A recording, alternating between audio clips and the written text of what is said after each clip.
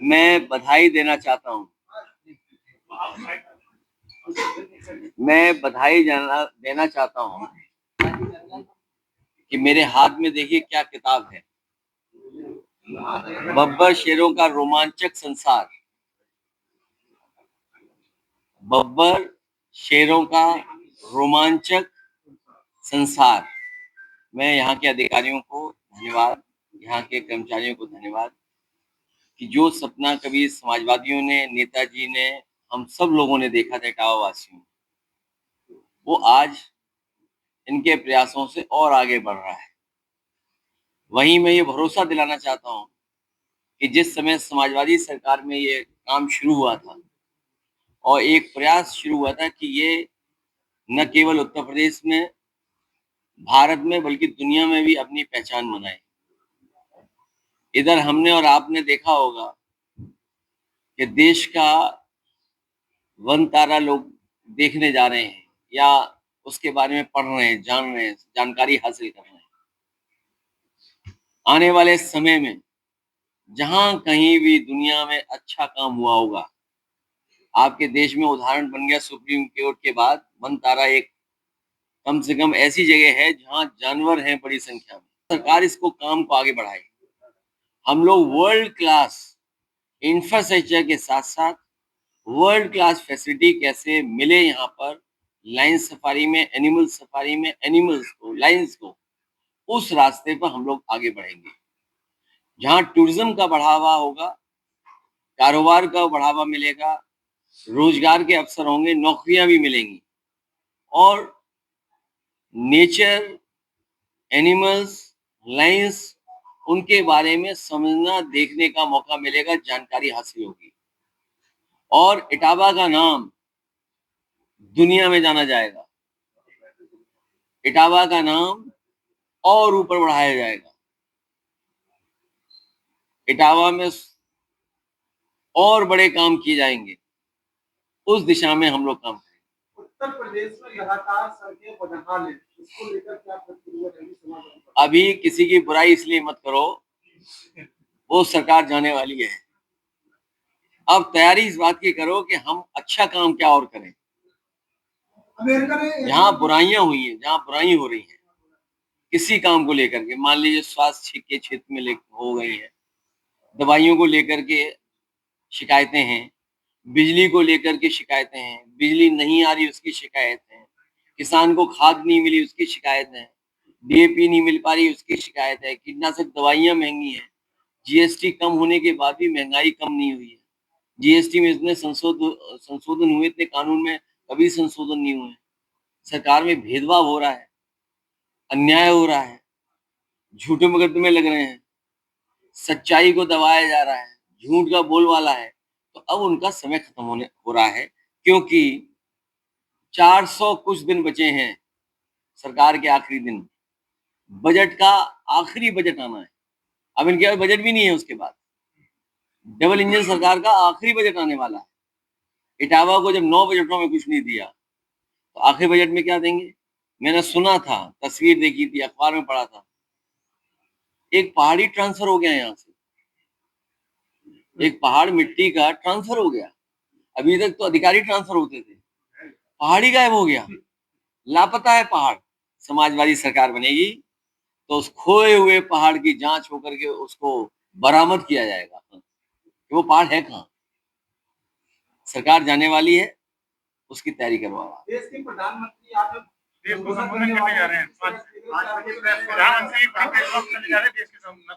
तो दोबारा नोटबंदी ना करें, दोबारा जीएसटी जैसा खराब कानून न लागू हो और अमेरिका जैसे देश जिससे हमारे संबंध और गहरे अच्छे होने चाहिए थे, संबंध बिगड़ गए, संबंध बिगड़ते जा रहे हैं। अमेरिका ने टैरिफ लगाया सामान पर, चीजों पर, व्यापार पर, लगता है कि भारतीय जनता पार्टी के मुंह पर टैरिफ लगा हुआ है। आप सब बुद्धिजीवी हैं, पत्रकार साथी हैं, किसी भी भारतीय जनता पार्टी ने कुछ बोला नहीं होगा टैरिफ को लेकर। कभी बोला हो तो बताओ। इंडिया पासपोर्ट लेकर के बढ़ा दिया है H1 वीजा पर ये एक साल का क्या 6 लाख पहले तो ये बात स्वीकार करें आप लोग कि जो विदेश नीति है आपकी, वो कामयाब नहीं हुई। यूं तो विदेश नीति में भारत के मित्र ज्यादा होने थे, लेकिन मित्र कम है। अब जिनको हम मित्र मानते थे वो भी हमें व्यापार में चिढ़ा रहे हैं, व्यापार हमसे छीन रहे हैं, हमसे कारोबार छीन रहे हैं, अपने कारोबार को मजबूत कर रहे हैं, अपनी अर्थव्यवस्था को मजबूत कर रहे हैं। तो ये तमाम वो सवाल है जिसका जवाब भारतीय जनता पार्टी के पास नहीं है, उनकी सरकार। हमने वो समय भी देखा, हमने और आपने, जब वहां पे भारतवासी बेड़ियों से और हथकड़ी से लौटे थे। इतना अपमान भारतीयों का कभी नहीं हुआ, उसका जवाब सरकार के पास नहीं है। डॉलर ऊपर जा रहा है, उसका जवाब नहीं है। पाउंड ऊपर जा रहा है, उसका कोई जवाब नहीं है। और अब H1 वीजा पे जो पाबंदियां लग रही हैं, आंतोगत्वा आप देखेंगे कि भारतीय कंपनियां और भारतीय लोग जो काम कर रहे हैं वो सफर करेंगे, क्योंकि अगर कारोबार में और व्यापार में बना रहना पड़ेगा तो जो सुविधाएं, जो वेतन उन्हें मिलता था, या जो कंपनियों का जो कारोबार बढ़ता चला जा रहा था, वो कम होगा। बिहार विधानसभा चुनाव में इंडिया गठबंधन की स्थिति क्या रहेगी सर? कि 70 साल से कांग्रेस ईवीएम हैक कर रही थी, हमने कर ली तो क्या बड़ी बात हुई? इसका क्या माना है कि वो एक्सेप्ट कर लेंगे ईवीएम हैक कर रहे हैं? देखिए, ईवीएम, और अगर ये बात उनकी तरफ से आ रही है तो इसका मतलब ये है कि ईवीएम अब हट जानी चाहिए। ईवीएम अब हट जानी चाहिए। दुनिया के जो देश और ईवीएम, अगर बीजेपी वाले ये कह रहे हैं कि हैक करते थे, तब किस मुंह जाएंगे ईवीएम से वोट पड़वाने? ये जो वोट चोरी, वोट डकैती, चुनाव में जो धांधली करते थे, अब तो पोल खुलने लगी उनकी ना।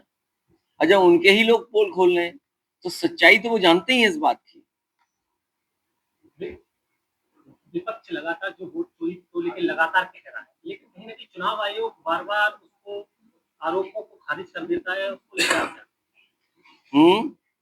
चुनाव आयोग बार बार खारिज कर देता है सभी आरोपों के, विपक्ष के वोट चोरी को लेकर।